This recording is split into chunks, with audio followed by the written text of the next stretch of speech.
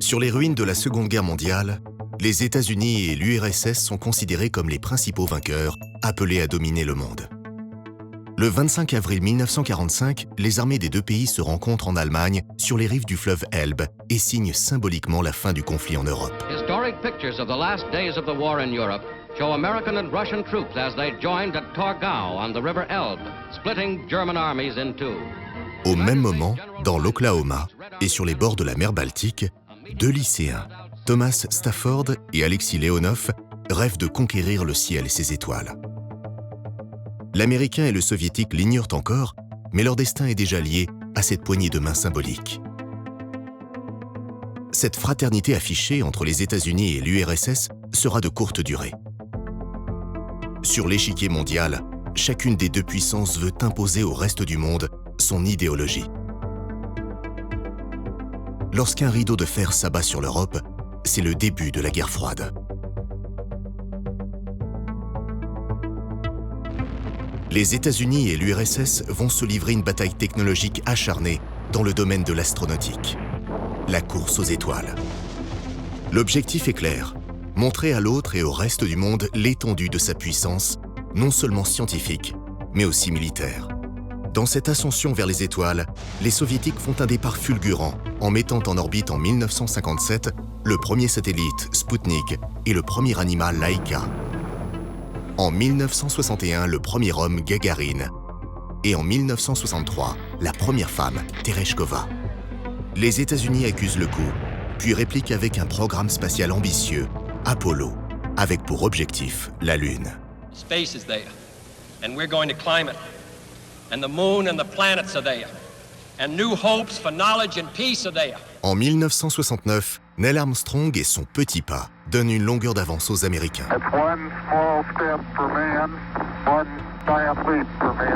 L'euphorie lunaire passée, les habitants de la Terre attendent avec angoisse le jour où leur monde s'éclipsera à jamais des suites d'une apocalypse nucléaire. Après un quart de siècle d'une folle course aux armements, les deux camps constatent qu'ils possèdent suffisamment d'armes nucléaires pour se détruire réciproquement, et bien plus encore. Il y a urgence. Entre le président américain Richard Nixon et le premier secrétaire du Parti communiste soviétique, Leonid Brejnev, des discussions s'engagent. Au début des années 70, les relations entre l'Union soviétique et les États-Unis se sont sensiblement améliorées. C'est la période appelée la détente. En 1972, des accords de grande importance furent signés entre l'URSS et les États-Unis dans le domaine de la limitation des armements stratégiques.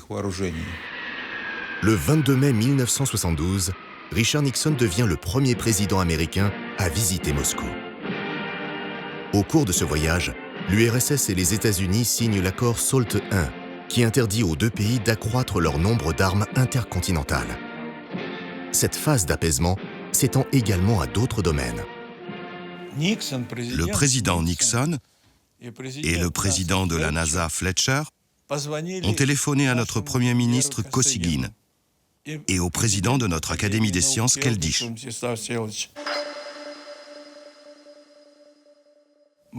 Et Nixon dit « Nous nous trouvons dans une situation extrême. N'importe quel fou peut déclencher la guerre. » Après négociation, les dirigeants des deux pays s'engagent dans une coopération spatiale. L'article 3 prévoit la fabrication d'un système d'amarrage entre les vaisseaux américains et soviétiques. Un vol expérimental avec Apollo et Soyouz est envisagé pour l'année 1975. La mission Apollo-Soyouz, c'est à travers des techniciens, des savants, des ingénieurs, des astronautes, un moyen de créer du lien que les politiques ne savent pas créer entre eux sur les graves sujets du moment, la guerre du Vietnam, les affrontements en Afrique, les affrontements en Amérique du Sud. Enfin, c'est très chaud, quoi. Voilà, la planète est chaude. Du côté des cosmonautes, comme du côté des astronautes, les premières réactions sont mitigées à l'annonce de cette future coopération. Alan Bean est le quatrième homme à avoir marché sur la Lune. La Russie était ce pays mystérieux et lointain, qui semblait être depuis longtemps une menace pour notre paix ici.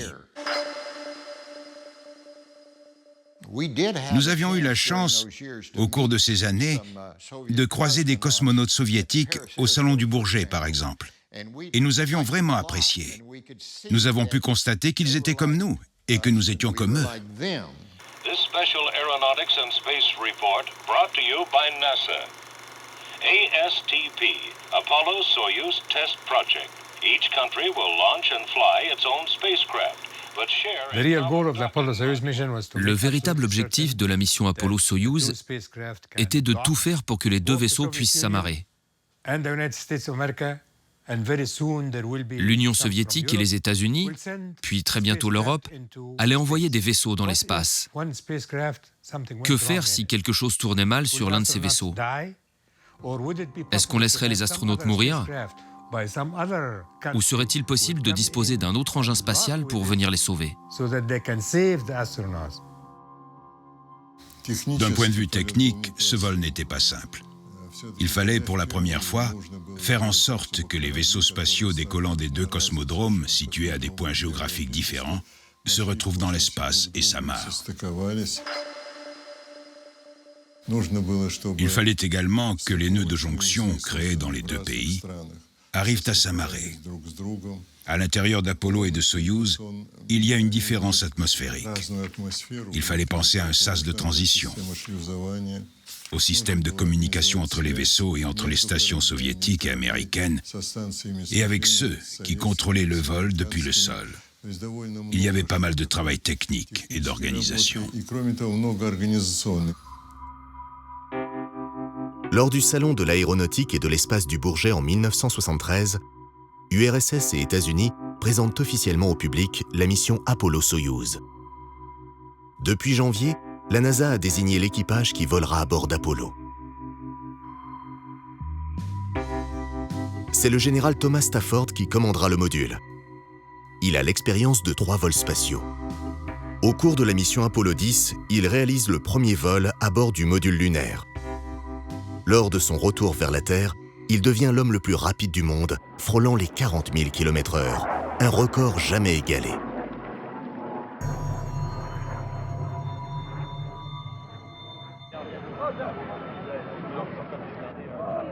Je suis allé attendre l'avion soviétique au Bourget. J'ai vu plusieurs cosmonautes. J'ai reconnu leur visage, mais je n'avais aucune idée de qui serait choisi pour le vol.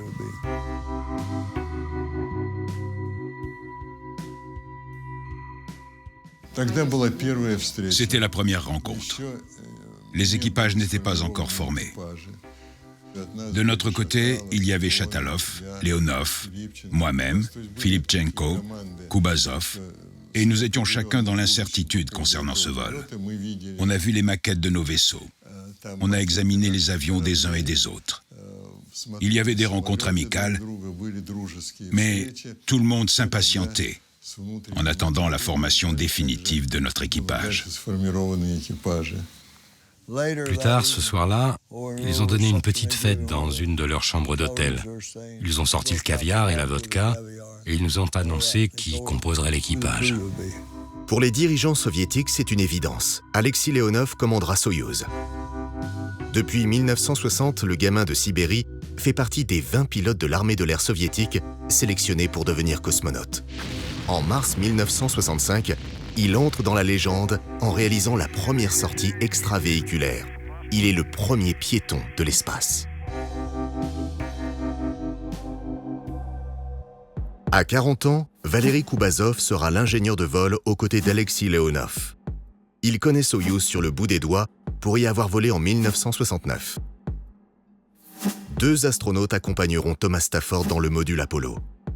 Désigné comme équipage de réserve sur Apollo 15, cette fois-ci l'Américain Vance Brand ne restera pas sur la touche et effectuera son premier vol dans l'espace. À ses côtés, Dick Slayton, sélectionné en 1958 pour le programme Mercury, mais atteint d'un problème cardiaque, il n'a jamais connu les joies de la pesanteur. Il sera le pilote du module d'amarrage de la mission Apollo-Soyouz. Pour une équité parfaite entre les deux pays, le logo de la mission a été conçu pour se lire dans les deux sens. Soyouz Apollo en URSS, Apollo Soyouz aux États-Unis. La préparation de cette première mission internationale peut débuter. l'Académie des sciences de l'Union soviétique et la NASA se chargent de l'organisation des différentes rencontres. Au début de l'automne 1973, dans un contexte politique mondial assez chaotique, qu'ils soient astronautes, cosmonautes, ingénieurs ou techniciens, des deux côtés les consignes sont claires. Pour travailler efficacement, il est temps de mettre de côté les idéologies. Mes premières impressions, j'avais les jetons. On allait arriver dans un pays tellement développé, avec des spécialistes de pointe dans leur domaine. Est-ce que mes connaissances, mes capacités seraient à leur niveau? Ou allaient-ils nous écraser par leurs capacités intellectuelles et leurs moyens?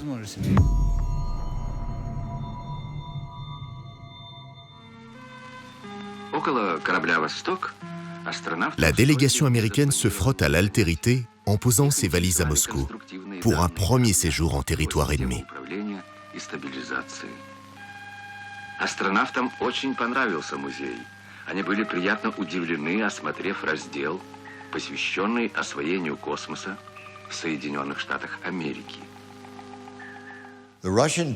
Les Russes étaient très intéressés par mon expérience d'homme sur la Lune. Et nous étions très prudents lorsque nous en parlions pour ne pas avoir l'air de se vanter.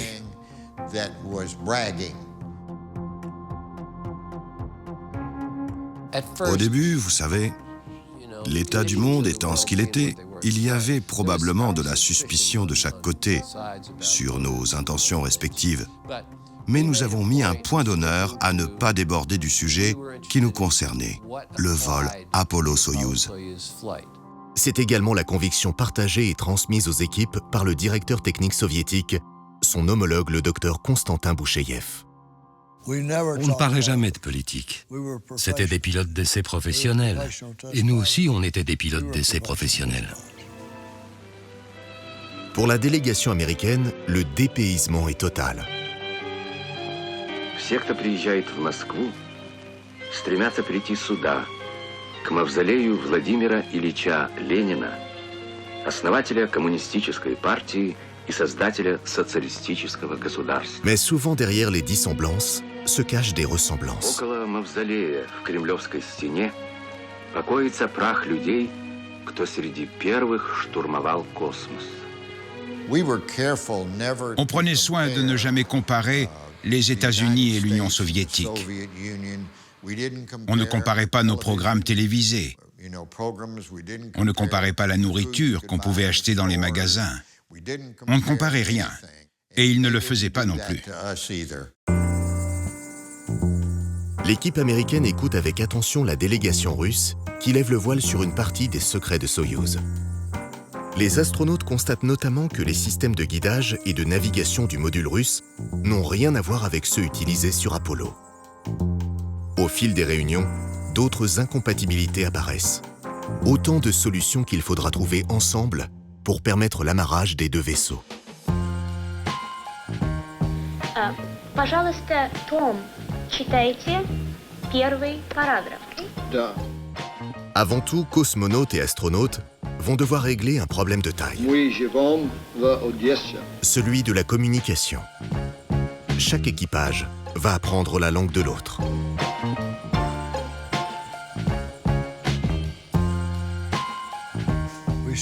Nous avons commencé de la façon suivante.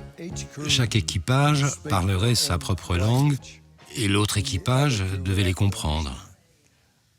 Mais après 6 mois d'apprentissage difficile, ça ne fonctionnait pas très bien.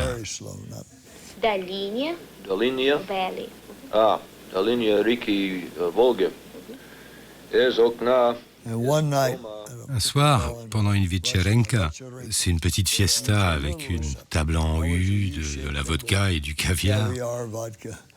Le commandant de l'équipe de réserve, Anatoly Filipchenko et moi, nous essayons de discuter et ça nous est venu d'un coup, à tous les deux presque en même temps. Écoute, si je parle russe et si tu parles anglais, je parie que nous nous comprendrons mieux.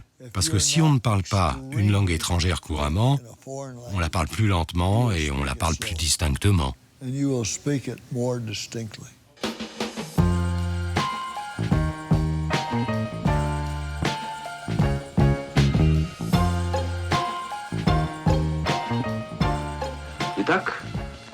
Очередной этап подготовки к совместному полету закончен.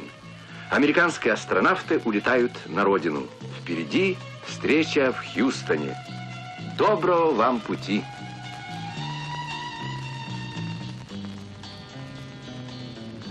Malgré les différents accords de coopération signés entre les dirigeants soviétiques et américains, les troupes invisibles du KGB et de la CIA poursuivent leur cueillette d'informations. La guerre froide est toujours d'actualité et ces échanges sont particulièrement surveillés. Pour Seymour Liebergott, opérateur radio dans la salle de contrôle, ce voyage en URSS fut l'occasion de découvrir l'envers du décor. Les Russes étaient très paranoïaques à propos de la sécurité. En fait, j'ai été mis en garde par Bob Overmeyer, un de nos astronautes qui avait fait un séjour là-bas pendant la mission. Bob m'a dit, l'hôtel Rosia a 3000 chambres et tu dois savoir qu'elles sont toutes infestées de micros. Tous les murs ont des oreilles. Alors, si tu as besoin de draps ou de serviettes propres, tu ouvres une armoire et tu demandes « J'ai besoin de plus de serviettes !» et tu les auras le lendemain. Nous avons vu tout ça. Nous avons vu ces hommes avec les longs manteaux et les borsalinos qui nous suivaient. Bien entendu, c'était pour notre protection. Tout le monde voulait savoir quel était le degré de sincérité de l'autre. Tout le monde voulait savoir si l'autre, par hasard, n'était pas en train de participer à tout ça pour des raisons d'espionnage plutôt que le rapprochement politique. À l'époque, les Russes étaient extrêmement handicapés dans le domaine de l'informatique en particulier, comme dans le domaine de l'électronique. Et donc, une des choses à laquelle les Américains veillaient jalousement, c'était qu'effectivement, de ce point de vue-là, les Russes ne profitent pas, les Soviétiques plutôt à l'époque, ne profitent pas d'un transfert involontaire de technologie. Vous doutez bien que les Russes sont passés par le KGB, que les Américains sont passés par les CIA avant la mission. Il fallait que chacun soit capable de savoir ce qu'il devait lâcher et ce qu'il ne devait pas lâcher.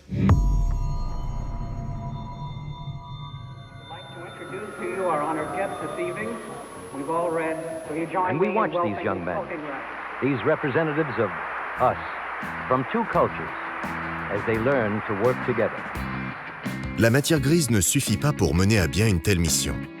Chaque astronaute doit se préparer comme un athlète, même s'il ne fait que partie de l'équipage de réserve, comme Vladimir Janibekov. À 32 ans, il est au début d'une très longue carrière de cosmonaute. La première fois que nous sommes arrivés à la NASA, il y avait une affiche avec écrit dessus « Attention, les Russes débarquent ».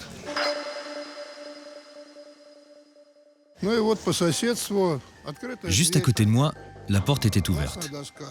Il y avait un tableau d'école sur lequel quelqu'un a dessiné une navette spatiale. Et de sa soute, des bombes tombaient sur la carte de la Russie. On a rigolé, bien sûr, mais ce souvenir me reste. Un an avant le début de la mission, les deux équipages sont réunis à Houston où ils s'entraînent sur les maquettes et les simulateurs.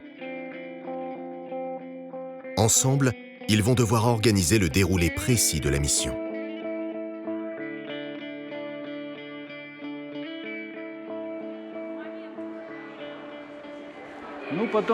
Ensuite, la question s'est posée du lieu de la rencontre entre les deux équipages. Combien d'amarrages? Qui part en premier? Nous nous sommes battus pour être les premiers. Konstantin Bouchouyev, qui avait une formation diplomatique, a convaincu les Américains, avec l'insistance et la douceur qui le caractérisaient, que l'Union soviétique devait partir en premier. Finalement, après de longues négociations, le 15 juillet 1975, c'est bien la fusée Soyouz qui décollera la première et qui ouvrira le bal médiatique, l'un des objectifs principaux de cette mission. Sur le terrain, les équipes l'ont bien compris.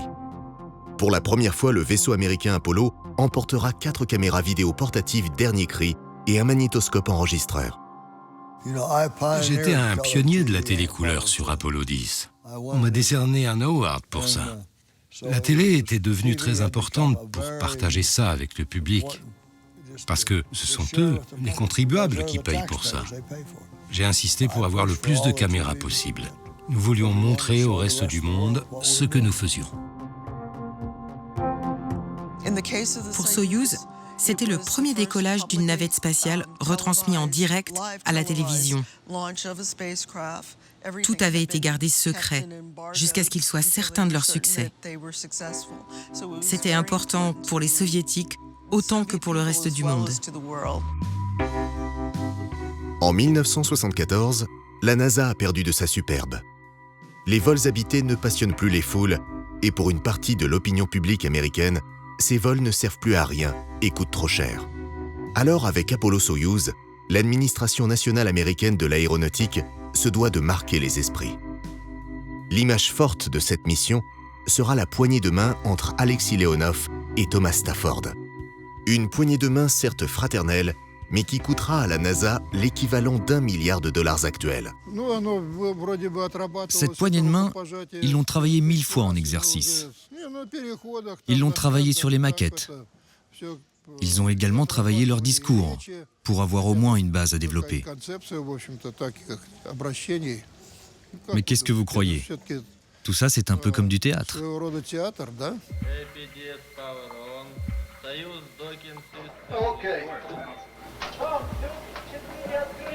Я думаю, что скоро я отправляю Luke 3.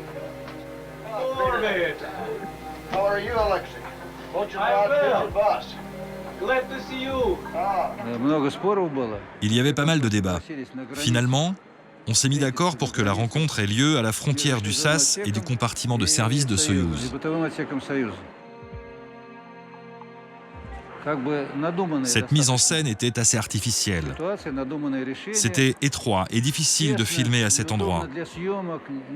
Impossible de faire des plans intéressants pour la télé. On n'aurait pas de belles photos. Il fallait filmer de biais pour ne pas déformer l'image.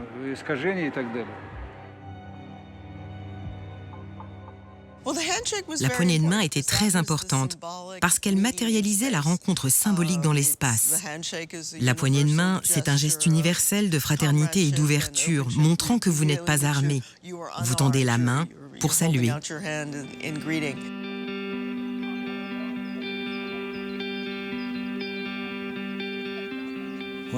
Quand les équipages soviétiques étaient aux États-Unis, tous les membres des équipages américains les invitaient chez eux. Et les ingénieurs aussi. Ce qui nous a permis de tisser des liens très étroits. In the United States, I want to visit Hollywood.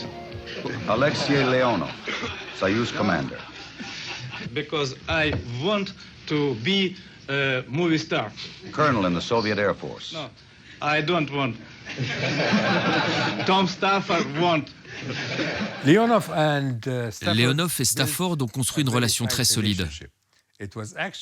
En fait, c'est parce que Leonov est quelqu'un de très aimable, un gars qui a une vraie personnalité. Il aime rire, faire de nouvelles expériences et vous tester. Stafford, lui, était quelqu'un de plus strict. Mais l'attitude de Leonov a su adoucir cette rigueur et le rendre plus humain. Les deux commandants de bord vont piloter deux vaisseaux très différents. Le vaisseau Apollo fut développé pour des missions lunaires. Apollo a donc une capacité de manœuvre importante et une grande autonomie de navigation. Et les astronautes pourraient y vivre pendant presque 30 jours en complète autonomie. Soyouz est moins sophistiqué qu'Apollo et a une capacité réduite de stockage de carburant qui l'empêche d'évoluer au-delà de 1300 km d'altitude. Mais Soyouz a déjà prouvé par le passé l'efficacité de son système d'amarrage automatique pour assurer les rendez-vous dans l'espace. Aujourd'hui, le module russe est devenu le taxi de la Station spatiale internationale.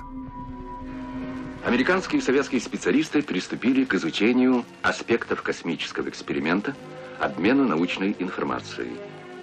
Они обеспечили друг другу доступ ко всем необходимым техническим данным, по системам управления, стабилизации, совместимым средствам сближения, стыковки и радиосвязи обоих типов кораблей. Les équipes russes et américaines vont donc devoir fabriquer un point de jonction entre leurs modules. Cette simple chose porte un débat épouvantable, c'est qui sera le mâle, qui sera la femelle. Et ni l'un ni l'autre ne veut être la femelle. Les systèmes précédents étaient conçus avec une sorte de sonde. Dans notre langage, on appelle ça une partie mâle, qui entre dans une autre partie dite femelle. Alors nos ingénieurs ont essayé de concevoir quelque chose qui fonctionnerait de la même manière pour les deux parties. Nous sommes finalement arrivés à l'idée de capturer les deux véhicules avec un système identique de chaque côté, qui avait des doigts de verrouillage pour les maintenir ensemble. Le système de jonction qui est développé pour la mission Apollo-Soyouz comporte 3 pétales servant de guide, disposés sur un collier. Ce collier absorbe les chocs entre les deux vaisseaux, après quoi il se rétracte et assure un verrouillage entre Soyouz et Apollo. Un concours est organisé entre les deux pays. C'est le modèle de tulipe russe qui est retenu. Par contre, chaque pays le construira selon ses propres méthodes.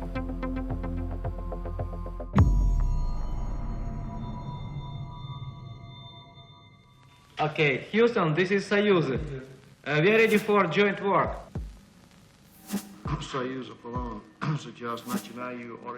Au bout de 2 ans, les efforts ont porté leurs fruits, car désormais l'ambiance entre les deux équipages est au beau fixe.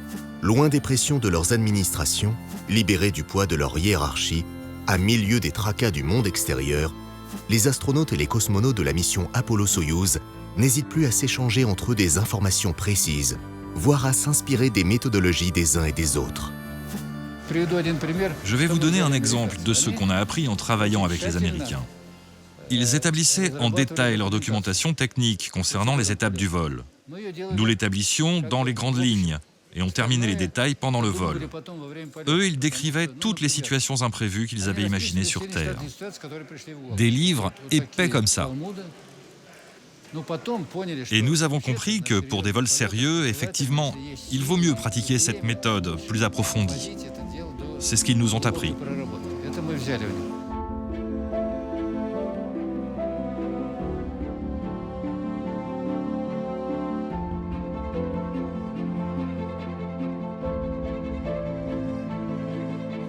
Étions-nous tolérants ou pas tolérants? Nous avions simplement des relations professionnelles entre des gens qui se comprennent techniquement et intellectuellement. Voilà. Si c'était le cas de tous les gens sur Terre,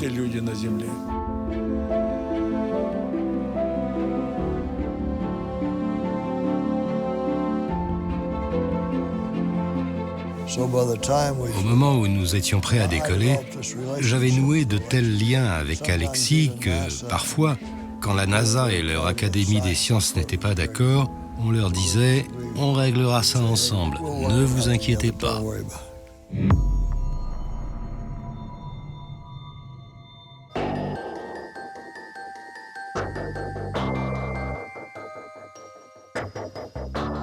À 2 mois du départ, la préparation physique s'intensifie et la chronologie du vol se formalise. To my right, you can see command device signal. Command device signal. Car dans l'espace, rien ne s'improvise. Inlassablement, l'équipage révise, répète son plan de vol, ajustant à la seconde près les différentes procédures. Tout est validé, puis consigné. Les 2 équipages sont prêts pour le départ. Mais il reste un problème. En 2 ans, les Américains n'ont jamais pu travailler sur le vrai Soyouz. Finalement, j'ai dit « Écoutez, j'ai besoin de voir le vrai vaisseau ». Ils m'ont répondu « Non, le véritable vaisseau est maintenant à Baïkonour. Personne n'a jamais été là-bas. Vous ne pouvez pas y aller. » Je leur ai répondu « Attendez un peu. J'ai piloté une centaine d'appareils différents. J'ai piloté 3 types de vaisseaux spatiaux différents. Et je n'ai encore jamais vu un simulateur ou une maquette qui soit la réplique exacte du véritable appareil. Donc, soit j'emmène mon équipe là-bas, soit nous ne volerons pas. » Les cadres du parti ont été surpris, ne savaient pas quoi dire. Puis, ils m'ont dit « Nous enverrons l'équipage de réserve. Mais Alan Bean a dit, vous ne comprenez pas. Si Stafford ne vole pas, je ne vole pas. C'était ça le syndicat des astronautes en grève. Finalement, avec le soutien des cosmonautes, Thomas Stafford et son équipe obtiennent gain de cause. Le 28 avril 1975, ils sont les premiers Américains à se rendre sur le site de lancement ultra secret de Baïkonour, au Kazakhstan. Les équipages peuvent enfin décoller. My dear friend, correspondent. Jag vet om några korrespondenter. Jag var stå ett ocean tribune miasta United Roboto. When I see a lot of correspondent, I'm sure that is a very difficult work for us.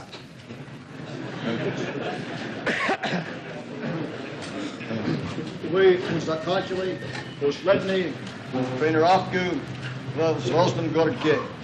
Right now we finished our last training session in Звездный городок.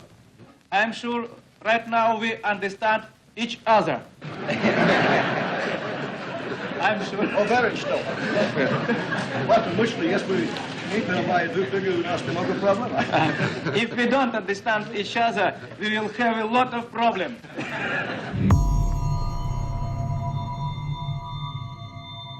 Good morning again. Jim Hartz and Alan Shepard from the Mission Control Center in Houston, Texas, live this morning. Plus de 2000 journalistes venus du monde entier ont fait le déplacement jusqu'en Floride, à Cap Canaveral, pour assister au décollage. À Baïkonour, au Cosmodrome, pour la première fois, l'envol de la fusée Soyouz sera retransmis en direct.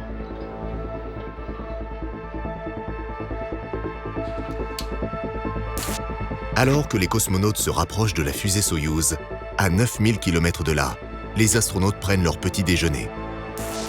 Dans 7h20, ce sera leur tour de s'envoler.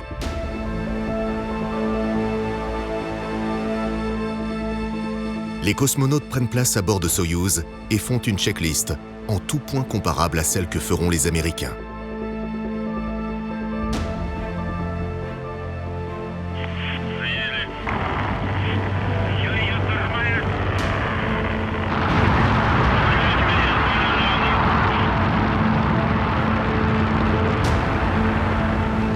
À 17h20, Soyouz s'arrache de la steppe kazakh.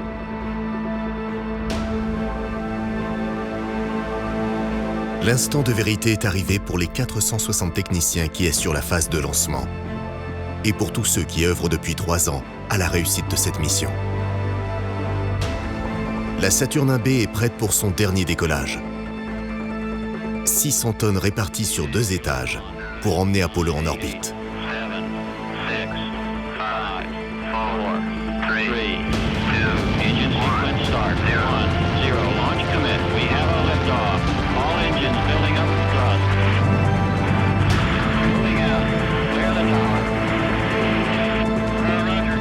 À 15h50, Apollo s'envole de Cap Canaveral.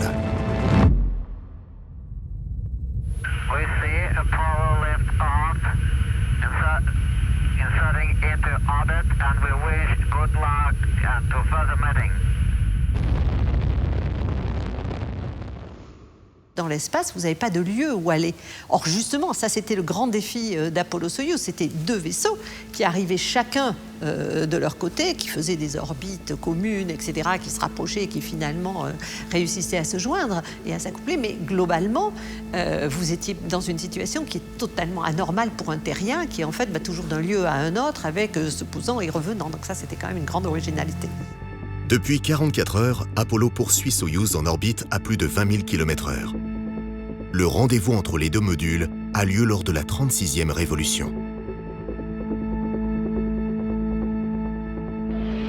Okay, copy.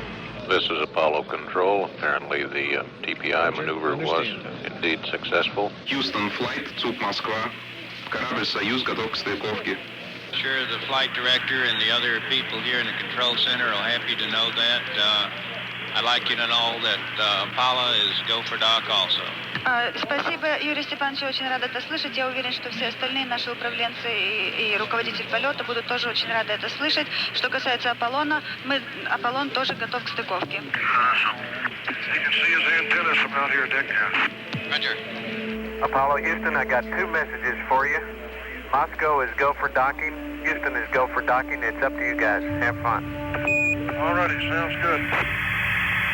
Soyuz docking system is ready.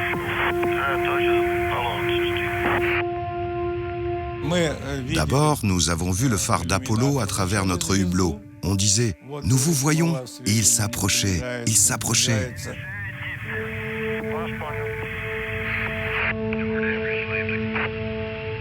Good show. Let's stay there. Look at fun. Come in, Tom. Tom, please don't forget about your engine.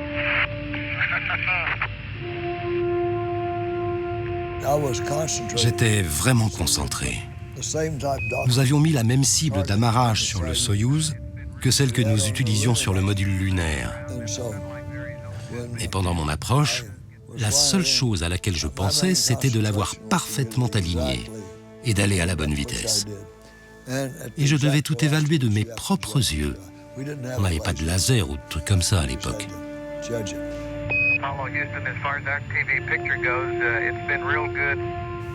Nous sommes devant notre écran, tout est branché. S'il arrive quelque chose dans notre direction, je dois esquiver. Le vaisseau se tient prêt. S'il y a une alarme, on s'éloigne. Mais finalement, il s'amarre, très doucement.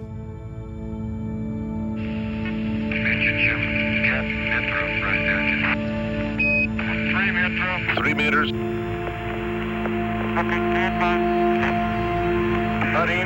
1 meter.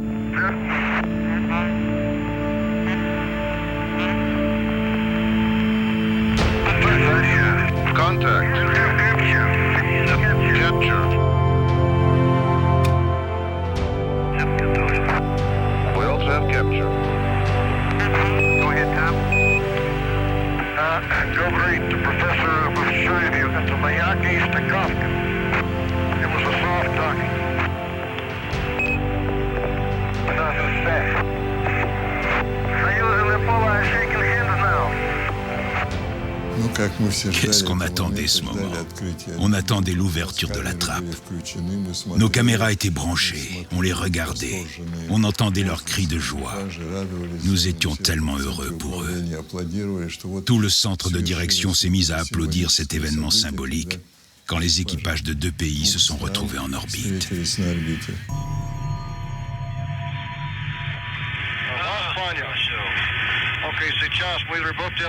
Comme prévu, avant d'ouvrir la trappe, soviétiques et américains doivent équilibrer les atmosphères des 2 vaisseaux.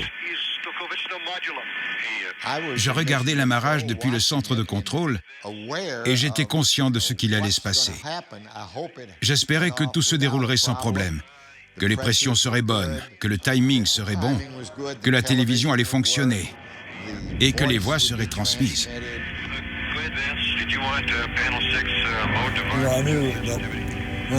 Je savais que quand j'ouvrirais la trappe, je devais parler russe aussi bien qu'il parlait anglais.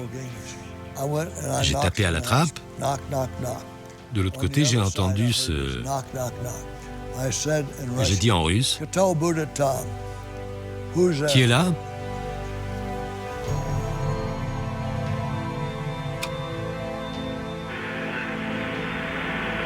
All right, on a show. Открываю loop 3.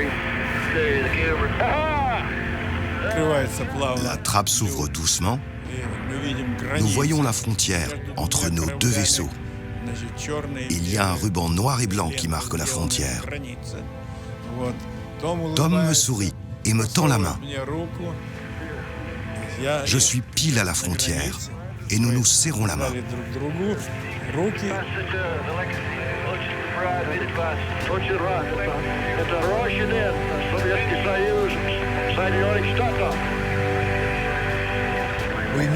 Nous savions qu'1 milliard de personnes sur cette terre nous regardaient.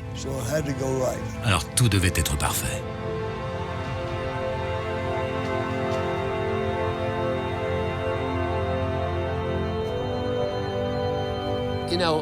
Pour nous, qui avions travaillé sur ce projet pendant 5 ans, ça avait été très long. Nous avions dû nous pencher sur tant de problèmes, prendre en considération tant de détails, et nous portions en permanence le poids des choix qu'il avait fallu faire pour le bon déroulement de la mission. Et finalement, on a eu la chance d'en voir le résultat. C'était un peu une confirmation que tous ces choix, faits au long du chemin, étaient les bons. Thank you very much, Alexei. Thank you.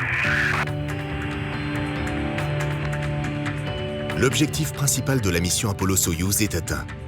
L'amarrage des 2 vaisseaux est un succès. À 225 km de là, l'image du rapprochement des 2 vaisseaux et de la poignée de main entre Alexei Leonov et Thomas Stafford fait déjà le tour du monde. Alexei just gave me a present. You know who it is? It looks like you. Soyouz et Apollo resteront amarrés pendant 2 jours. Et le premier vaisseau international parcourra plus de 6 millions de kilomètres en orbite autour de la Terre. Soviétiques et Américains se rendront mutuellement visite, changeant par là même de vaisseau et réalisant diverses expériences scientifiques en commun. Tour à tour, les équipages reçoivent les félicitations de leurs dirigeants. Le premier à s'exprimer est Léonid Brejnev. Le premier secrétaire du Parti communiste fait parvenir un message écrit à Alexei Yeliseyev. Je ne voulais pas le faire. Je n'ai pas la diction des présentateurs de télé. On a fait venir un présentateur vedette de l'époque, Balatchov.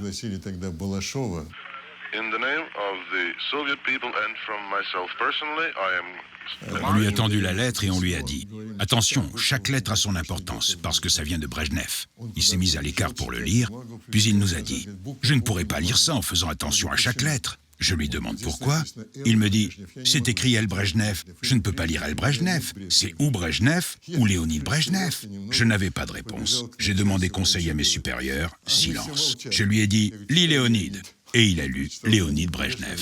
New possibilities are opening up for fruitful development of scientific cooperation between countries and the peoples in the interests of peace and progress of all humanity. I wish you successful completion of the planned program and a safe return to Earth. Leonid Brejnev. C'était comme ça à l'époque. Le contexte politique était intéressant.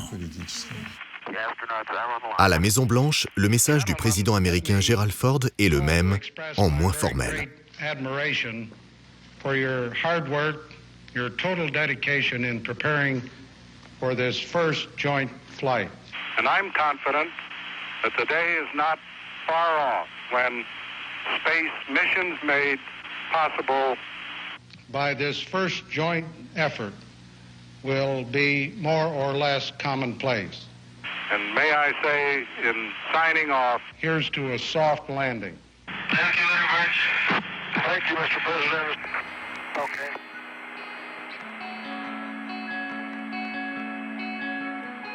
Pendant toute la durée de la mission, les équipages échangent des cadeaux symboliques.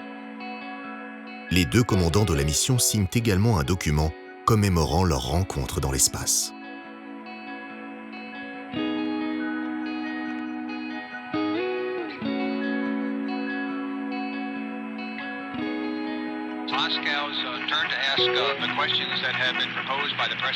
Depuis le module Soyouz, Alexei Leonov et Thomas Stafford répondent aux questions posées depuis Houston et Moscou à l'occasion de la première conférence de presse internationale donnée depuis l'espace.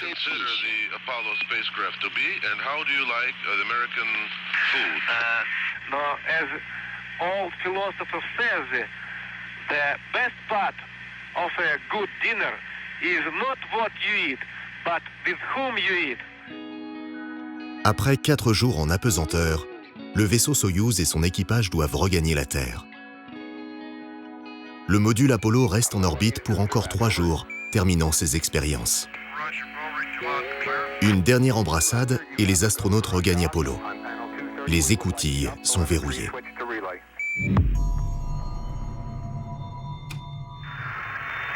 Le désarrimage des 2 vaisseaux se passe sans problème. Apollo et Soyouz s'éloignent dans l'espace.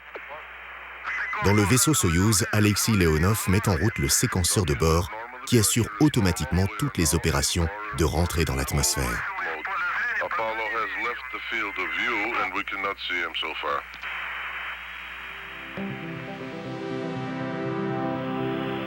Après 6 jours passés en orbite, les Soviétiques achèvent leur mission dans les steppes du Kazakhstan.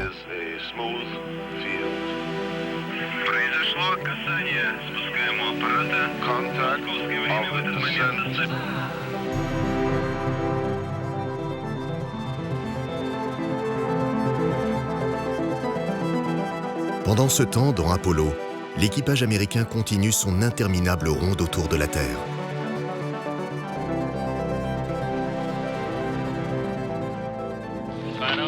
Go. Guido. Go. Retro. Go, flight. GNC. Sur Apollo, la procédure de rentrée n'est pas automatique. C'est durant cette phase que les choses vont basculer. Juste avant de rentrer dans l'atmosphère, au moment où on se transforme en boule de feu, nous avons eu un court-circuit dans notre système de communication. Un peu ce que vous entendez quand quelqu'un essaye de parler au micro et... Mais nous ne pouvions plus nous entendre. Nous connaissions la checklist presque par cœur, mais j'ai loupé un des commutateurs qui devait couper les propulseurs au moment où nous arriverions à une vitesse subsonique, à 18 000 mètres. Le module Apollo poursuit sa descente, mais à 15 000 mètres d'altitude, l'équipage est soudainement exposé à un gaz nocif provenant des propulseurs du module et entrant par l'arrivée d'air de la cabine. Intoxiqués au peroxyde d'azote, immédiatement les 3 Américains ressentent des sensations de brûlure aux yeux, au visage et aux poumons.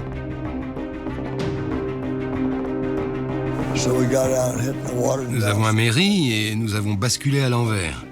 C'était dur parce que nous étions suspendus par nos harnais, la tête en bas. Il fallait absolument que j'attrape les masques à oxygène qui étaient derrière mon siège. Alors, j'ai ouvert mon harnais, je suis tombé d'un coup, j'ai rampé pour me redresser et avec un bon coup d'adrénaline, j'ai arraché le sac et attrapé les masques à oxygène. Et j'ai allumé la valve. C'est à ce moment que Thomas Stafford se rend compte que son ami Vance Brand ne répond plus à ses appels. Je me suis retourné vers lui et son masque avait glissé. Et il était inconscient. Je lui ai remis son masque et j'ai enclenché l'oxygène à fond. Il est revenu à lui d'un seul coup. Et il m'a mis un grand coup de poing. Et son masque est retombé. Il s'est évanoui à nouveau. Mon Dieu, j'ai bondi vers lui, je l'ai enlacé comme pour un gros câlin et j'ai remis l'oxygène. Il a commencé à se débattre, mais j'ai tenu bon.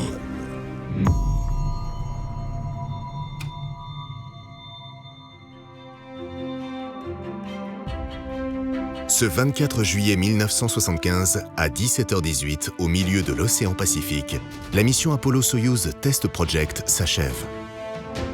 Malgré leur état de santé, Thomas Stafford, Dick Slayton et Vance Brand, qui viennent de frôler la mort, assureront aux yeux du monde leur mission jusqu'au bout. Les 3 Américains seront hospitalisés pendant 2 semaines.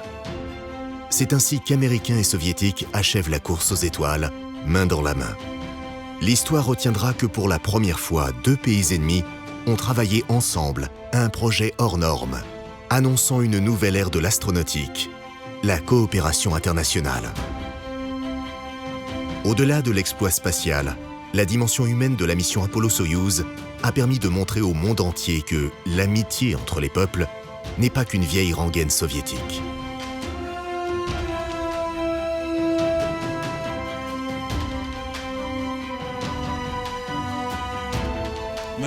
Après notre vol, nous étions à San Diego. On a vu sur leur bâtiment l'immense inscription qui disait « Ensemble, nous sommes meilleurs ». Voilà à quoi nous sommes arrivés. Ensemble, nous sommes meilleurs. Sans Apollo-Soyouz, je ne sais pas si nous aurions eu Mir ou la Station spatiale internationale. Apollo-Soyouz a planté tout le décor. Tout ce qui est fait maintenant est basé sur l'expérience Apollo-Soyouz. Salut, partenaire. Tu as visité Weatherford ? 40 ans plus tard, Alexis Leonov et Thomas Stafford sont toujours les meilleurs amis du monde. Et si leur poignée de main a traversé le temps, c'est aussi parce qu'elle est le fruit d'une amitié qui ne connaît toujours pas de frontières. Je crois qu'à l'origine, nous aurions dû nous trouver un peu plus à l'est sur notre orbite. Mais vu le déroulement des opérations, nous nous sommes retrouvés par une incroyable coïncidence juste au-dessus de la rivière Elbe. J'ai serré la main de Tom au-dessus de l'Elbe. Tout un symbole. En 1945, c'était nos pères, les soldats soviétiques et américains, qui se sont serrés la main sur l'Elbe. Et en 1975, leurs fils se sont serrés la main au-dessus de l'Elbe. Quel symbole! Quel symbole remarquable!